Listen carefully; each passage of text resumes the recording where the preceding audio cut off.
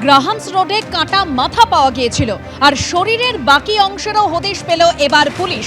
শালিকার দেহ 3 টুকরো করে লোপাটের চেষ্টা, ভগ্নিপতিকে গ্রেপ্তার করে বাকি অংশ অর্থাৎ দেহাংশের হদিশ পেল পুলিশ। আরো বিস্তারিত তথ্য আমাদের প্রতিনিধি ময়ূক ঠাকুর চক্রবর্তীর কাছ থেকে জানবো। ময়ূক,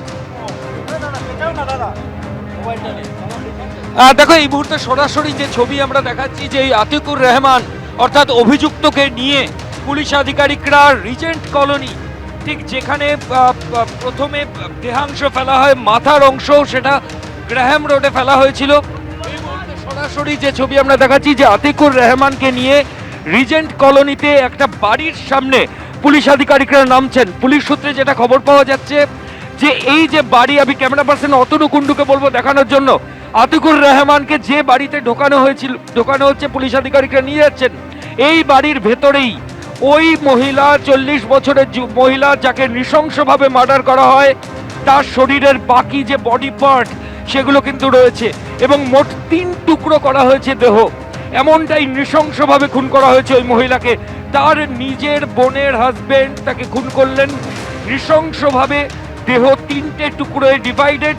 মাথাটা পাওয়া গেল গ্রাহাম রোডে এবং মাথা ছাড়া শরীরের যে বাকি বডি পার্ট, সেই বডি পার্ট এই মুহূর্তে যে জায়গা আমরা দেখাচ্ছি সেইখানে পুলিশ আধিকারিকরা এসেছেন এবং এখানে এসে সেই বাকি যে বডি পার্ট সেটা তারা উদ্ধার করছেন। এই মুহূর্তে কলকাতা পুলিশের তরফ থেকে আমি ক্যামেরা পার্সন অতনু কুণ্ডুকে বলবো দেখানোর জন্য, কর্পস ডিসপোজাল ভ্যান সেটা নিয়ে আসা হয়েছে এবং তার পাশাপাশি পুলিশ আধিকারিকরা ভেতরে গেছেন। ভেতর এই যে পরিত্যক্ত জায়গা দেখাচ্ছি আমরা, এই পরিত্যক্ত জায়গাতেই কিন্তু পুলিশ আধিকারিকরা ভেতর থেকে একটা বস্তা রিকভারি করেছেন, যে বস্তার মধ্যে বডির বাকি 2টো পার্ট রয়েছে।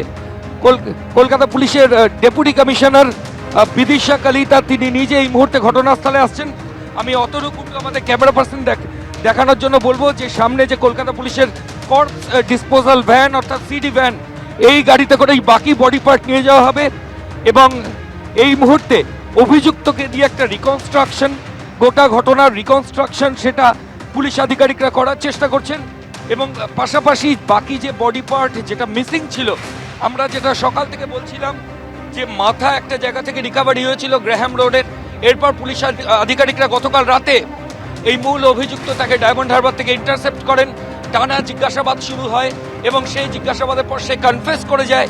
করার পর বাকি যে বডি পার্ট সেটা কোথায় ফেলেছে যখন তাকে জিজ্ঞাসাবাদ করা হয়, তখন এই অভিযুক্ত জানায় গোটা দেহ 3টে খণ্ডে ডিভাইডেড, 3 এবং 2টো প্লাস্টিকের মধ্যে সেগুলো র্যাপ করে ঢোকানো হয়েছে।